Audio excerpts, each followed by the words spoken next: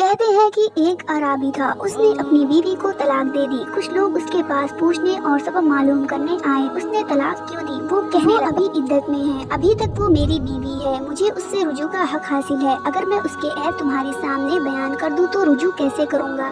لوگوں نے انتظار کیا اور عدت ختم ہو گئی، اس شخص نے رجوع نہیں کیا۔ لوگ دوبارہ اس کے پاس آئے تو اس نے کہا اگر میں نے اب اس کے بارے میں کچھ بتایا تو یہ اس کی شخصیت مسخ کرنے کے مترادف ہوگا اور کوئی بھی اس سے شادی نہیں کرے گا۔